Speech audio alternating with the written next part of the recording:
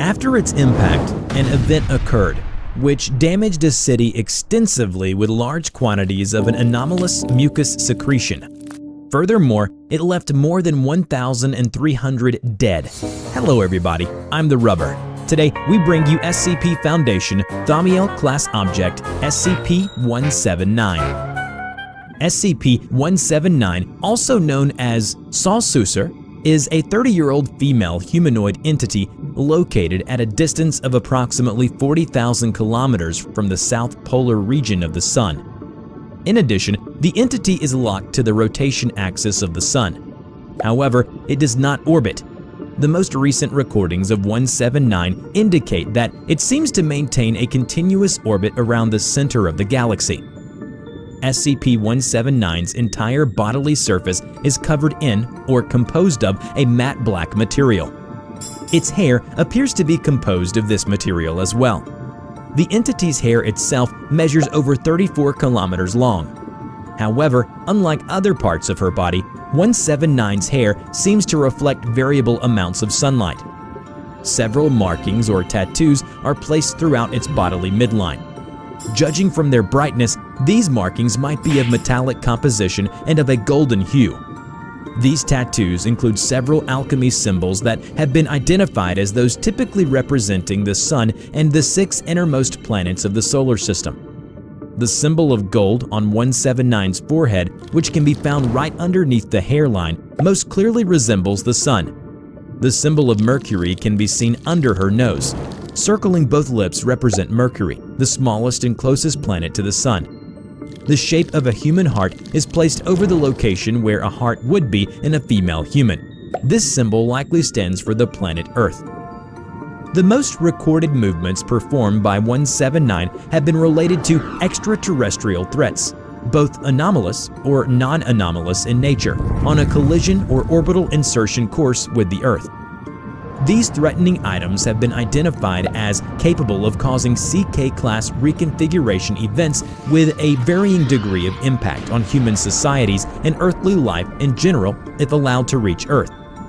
If impact with Earth or orbital insertion occurs without the proper response and containment by Foundation operatives, these items of interest may be capable of causing XK-class end-of-the-world scenarios. The first recorded movement of SCP-179 occurred on the 13th of December, 1940. The entity that had remained with both arms crossed raised an arm towards a previously undetected interplanetary object on a collision course with Earth. After its impact, an event occurred which damaged a city extensively with large quantities of an anomalous mucus secretion. Furthermore, it left more than 1,300 dead. The central item of the object was then classified as an SCP entity. After that, 179 returned to its original position. SCP-179 will usually address an item or items of interest by pointing at them with an arm. And when more than one item of interest is present, 179 will be able to generate additional limbs anatomically identical to its arms as needed. All items of interest approaching Earth within cis-Neptunian space that had considerable destructive capacity have been detected by SCP-179 without failure, often when no observers known to the Foundation were aware of them. As such, 179 and all personnel, orbital equipment, and facilities dedicated to its surveillance remain the most reliable early warning system the Foundation possesses in regards to detection. When possible, this early warning system helps to prevent potentially dangerous incursions within surveyed space. SCP-179 is able to determine which interplanetary objects pose a threat to Earth, humankind, or the earthly biosphere, which makes it a critical asset for the Foundation. All data of interest related to or obtained through 179 will be considered high-priority information to all Foundation departments. 179 is sensitive to all radiation in the electromagnetic spectrum. In addition, it is quite intelligent and possesses the ability to communicate through multiple anomalous means. Only one instance of SCP-179 communication with Foundation personnel has occurred thus far, where 179 proved to be fluent in French. On the 16th of October 2003, after 487 recorded movements of 179, she was first approached by a microsatellite equipped with multiple recording, analysis, and communications devices. Contact and communication with 179 was not foreseen nor intended. When visual contact with 179 was established, the entity began to move its lips, forming the phonemes of a greeting in spoken French. What follows is a complete translation of the contact. Hello, I'm the lookout. My name is Sauelsuesor. Do you like my brother? I like him too. He is big, and so very warm. If you want to talk to me, please use your satellite to weave talk to me. It'll be easier than coming here, probably. Thomas Graham, who is fluent in French, is selected by the head researcher to conduct communications with 179. The satellite is used as a radio relay from this point onward. 179 is able to receive, understand, and transmit radio communications. Who are you? My name is Sauelsuesor. I am the lookout. I behold. I often see. I often warn. Almost always when I have to. That way, there is further life. What do you mean, the lookout? It's me. We have noticed the significance of your movements. Who do you report to? To those who know where to look. To you. To those who want to look. Not just you, but you too. When you say brother, are you referring to the sun? He is my brother, Saul. He warms me up. He is caring, fire, and loving light. He caresses me with his arcs and his voice. He renews me. He is the source of all true light. He is your source. Where do you come from? I was born a child. For how long have you been in your current location? I do not want to tell you. 179 smiles and adopts a fetus position, remains looking towards the earth. How did you reach your current position? How did you acquire the properties you currently possess? I was grown into a woman. This is how I live now. Could you give us further details, please? No. We would like to know more about you. Why not tell us? I am sorry. I won't be yours. I can't belong to anyone. The Foundation's work protects all of humanity, all life on Earth. Don't you find this work of the greatest importance? Yes, I am doing it. Look upon me and know. If we have understood your capacities correctly, we believe you could do far more than that. Sharing all the information you have, not just about the dangerous threats against humankind and Earth, could be of great benefit to all parts involved. I am too big, and you are too small. There is a sea of nothing and islands of light. I am their shore. To you come the monster, the pounding fists of void, the longing gods beyond our knowledge. I am the lookout. I see the ripples in their wake. You want me to pledge my sight node to you, only to you. So you, only you, can be greater.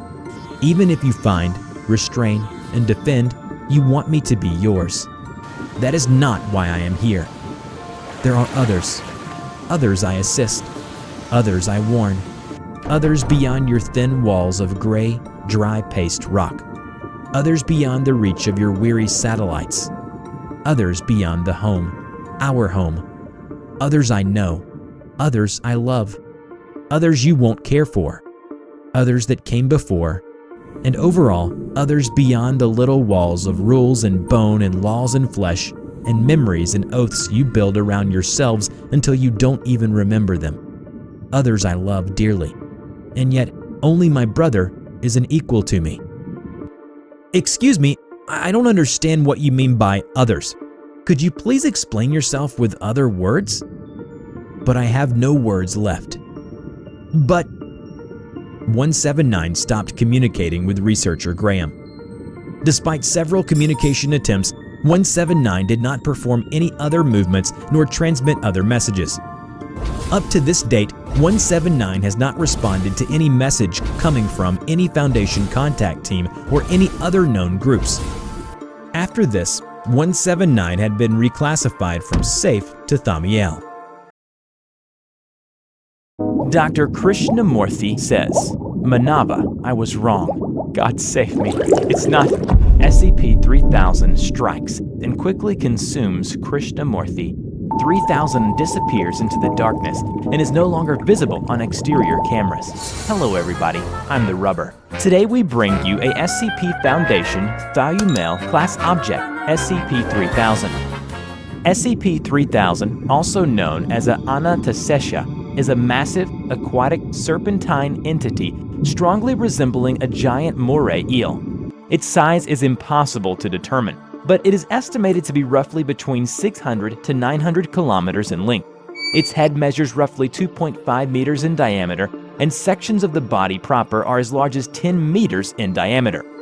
3000 is carnivorous and typically a sedentary creature, only moving its head in response to certain stimuli or during feeding. Despite its sedentary nature, 3000 is capable of moving quickly to dispatch prey.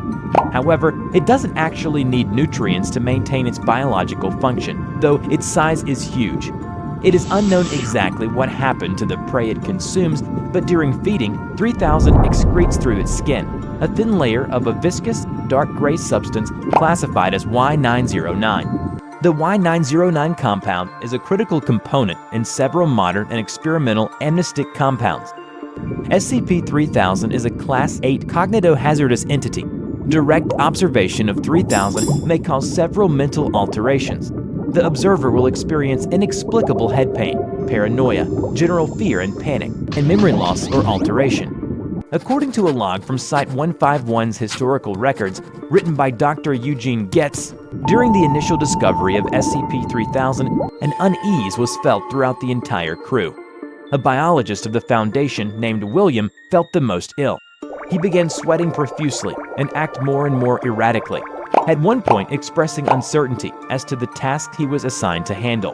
When the crew finally came into contact with 3000, William began whimpering and had to be sedated. He muttered the word "no" over and over again, as if in disbelief. He went silent after a while as the crew approached 3000's head. Something had gone from William's eyes. Moments after they observed the head of SCP-3000, several other crew members complained of feeling hazy and of being uncertain what they were supposed to be doing. Captain Ritter wrote it off as nitrogen intoxication and forced them to continue approaching 3000. When the crews were 50 meters away from 3000, it turned slowly to look at them. At that moment, William began screaming and flailing, shouting about how he could see it in his head. Other Foundation personnel tried to restrain him, but he got free and smashed his face against one of the portholes. He hit it so hard he cracked the inner layer of glass. The damage was bad enough that the crew had to surface and try to give William medical attention, but he was too far gone at that point. Despite the trauma, he still spoke briefly as he lay dying. He said, "There's nothing, nothing, nothing." By the time they had reached the surface several hours later, William was dead. In the log, Dr. Eugene Getz wrote that even now he can still see the eyes of SCP-3000. Despite this incident, a diving expedition was ordered to personally assess the creature and investigate the source of the thick, gray fluid that had been observed floating around its head. The dive team was composed of 3 members of Mobile Task Forces, Kingfishers. All divers were equipped with high-pressure suits as well as front-facing headlamps. The water was dark and cold. They were in position about 500 meters from the head of SCP-3000. Moments after being in the water, the team leader told the command station that they seemed to have some confusion over their call sign, and they were not sure where they were going. They felt an awful headache, like something's needling in their brain. Regardless, command told the team to continue towards 3000, but all the divers were completely confused about where they were. As they continued approaching, one of the divers began to utter ominous phrases concerning oblivion and dark eyes. Just at that moment, command detected 3000 moving rapidly towards the divers, and their radios went silent. After 33 seconds of silence, one of the divers finally answered to the radio. According to the log, the leader of the team said 3000 opened its mouth, and suddenly there was the sound of a struggle through the other 2 radios. Only one of them remains. The other 2 have been eaten by 3000. The one remained not being eaten claimed that it's extremely difficult to form thoughts while near 3000. He said that the fluid was seeping through the skin around its head, about a meter back.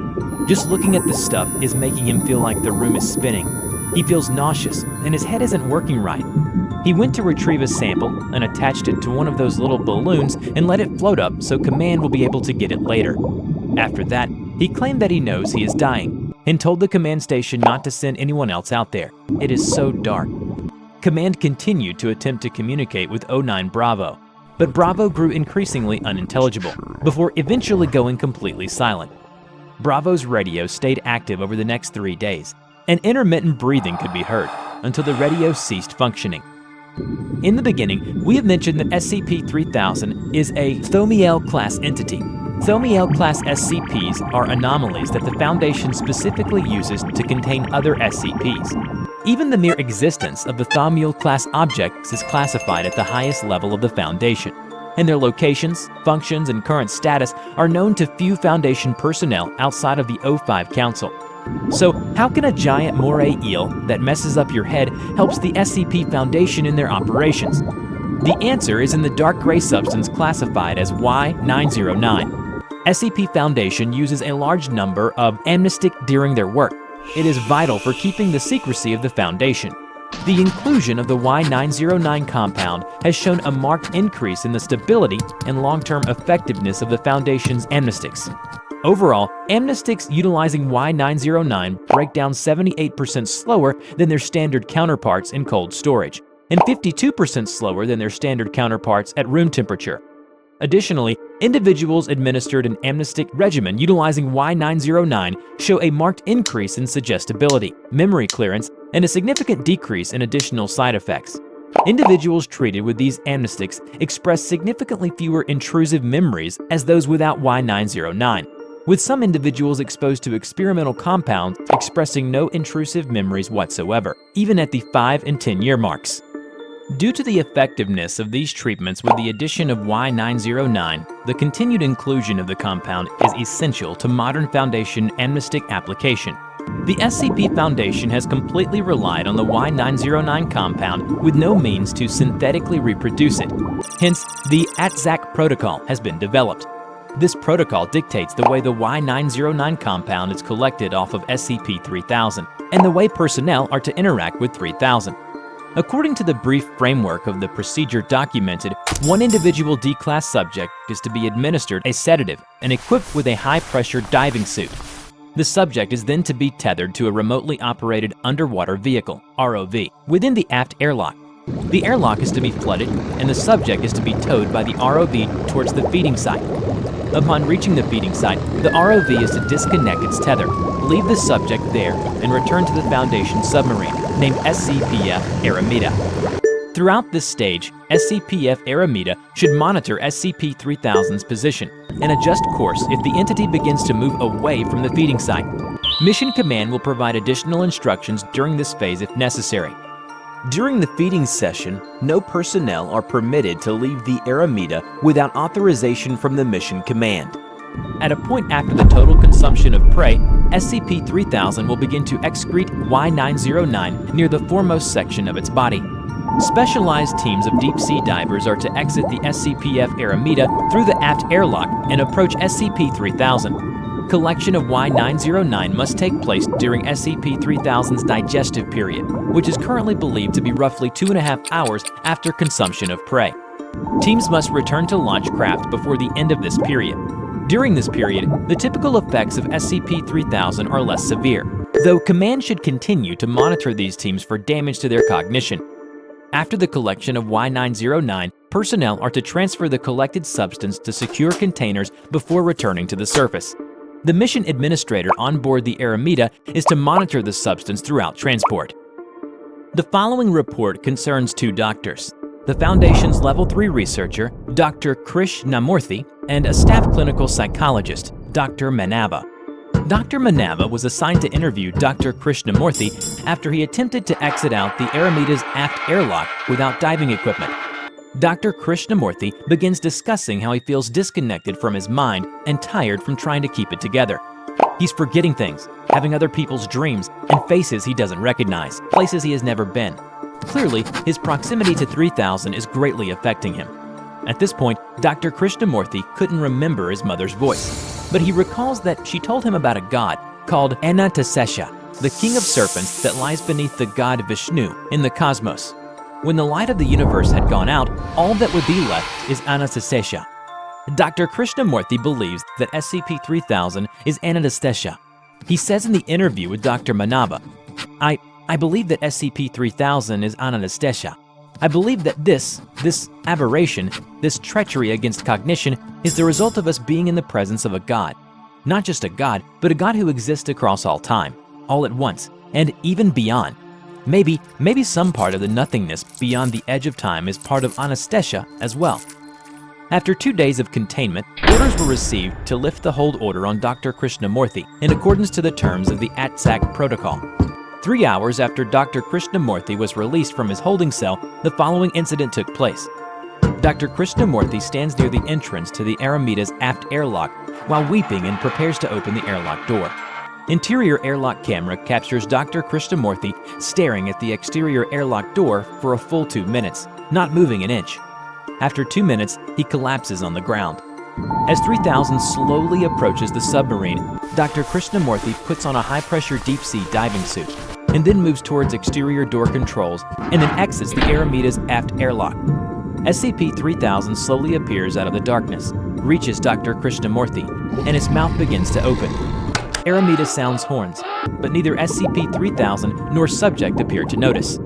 3000 moves to just above Dr. Krishnamurti. He appears to look up into the now fully expanded jaw of 3000. Dr. Krishnamurti says, "Manava, I was wrong. God save me. It's not." SCP-3000 strikes and quickly consumes Krishnamurti.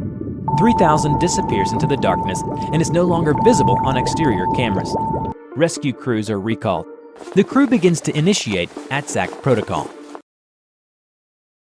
The men took a fishing trip to the coast of South America, and while they're at it, they decided to sail around the coastline a little more.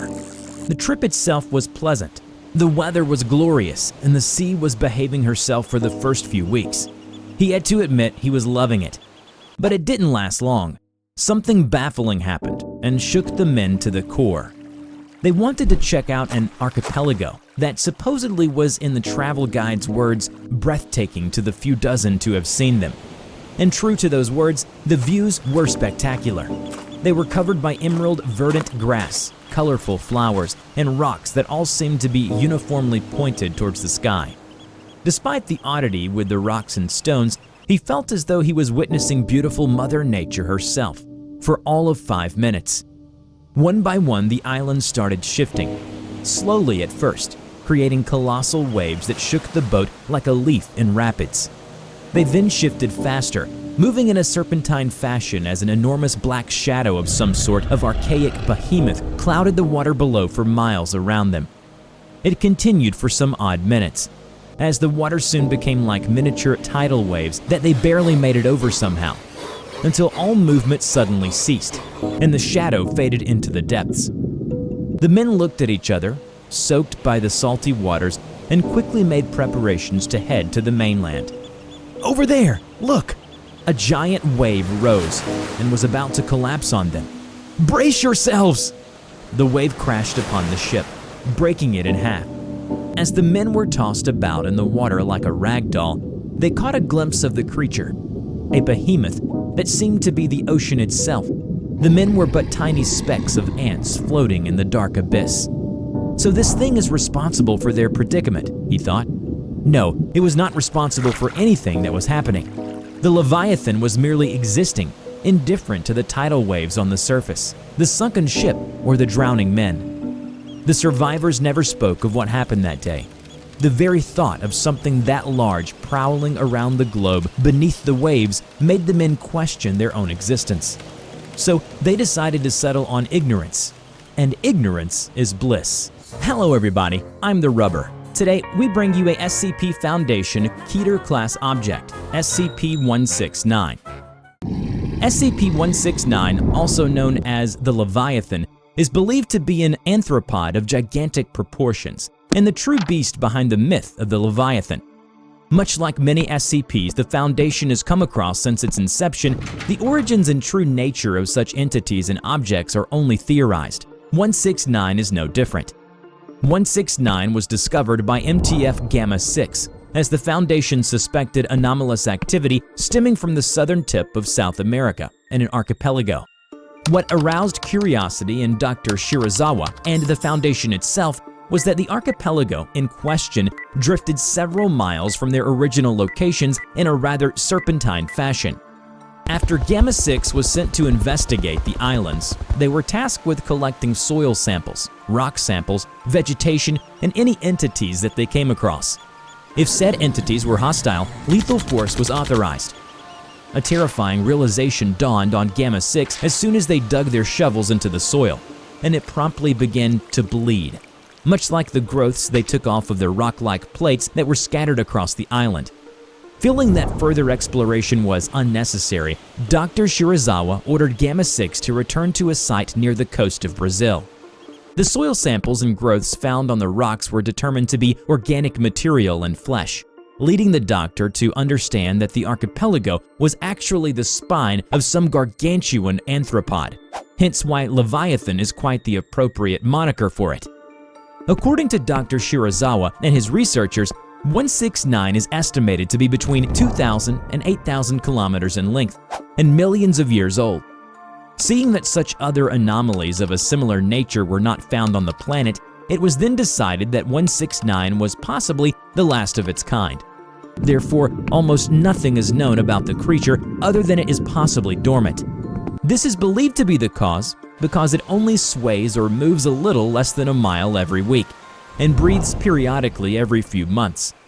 The ramifications of 169 being active would certainly be seismic tremors and tidal waves, so monitoring of 169 is to happen 24/7 in case of any changes in activity. By direct order of the O5 Council, all ships that come into contact with or near 169 are to be scrapped and erased from all records, public and private. All individuals on board such ships are to be given Class A amnestics and told that they were involved in a shipwreck but managed to survive. Thankfully, these two events are rare, as the archipelago is home to several species of endangered animals and plant life, and so the area and islands are off limits, quite conveniently. Any images taken from satellites of 169 are to be changed and/or destroyed, unless they have been taken with permission or by the Foundation. NASA has generously offered for the Foundation to use their own satellites to monitor and take photos of 169 after the Foundation donated a large sum of them. The U.S. National Oceanic Administration came close to discovering the existence of 169 after they detected an ultra-low frequency sound coming from around the southern coast of South America. An SCP agent within the administration tried to prevent this news from being released to the public, but failed in this task, and the public at large learned of this. The Foundation, however, deduced from the news that the origin of the sound was in fact the head of 169. In the end, none was the wiser as to what made the sound. The O5 Council ordered that all attempts to uncover the truth of the noise were to be suppressed, or sabotaged and undermined by embedded Foundation agents. Should 169 ever become active, it would mean the major seismic shifts and tidal waves, a natural disaster that rivals the vision of apocalypse. Several proposals have been made in regards to this possible event, and many have to do with the utilization of reality-warping Thaumiel-class SCPs, as suggested by Dr. Shirazawa. Dr. Shirazawa had a vision. A past researcher appeared in front of him in a dream, an old researcher friend of his. Back then, she was known as Mary Nakayama. She was a lively woman, a bright spot in the bleak Foundation. No matter what gore or horrific knowledge she witnessed or obtained, she always smiled and hoped for a brighter future, compared to Shirazawa's dismal outlook on the state of affairs. But that was the old Mary. Now she was known by her designation, SCP-001, the Godhead Eternal. After acquiring multi-universal levels of power and reality-warping capabilities, she had ascended to a high plane of existence, but promised that she would try to steer things right. It will take time, and to wish her luck before she left. He believed that she had returned to them through that dream of his. which of course brought terrible possible consequences as well. For why else would an omnipotent being such as herself make her presence known again in this world? That, and she said so herself.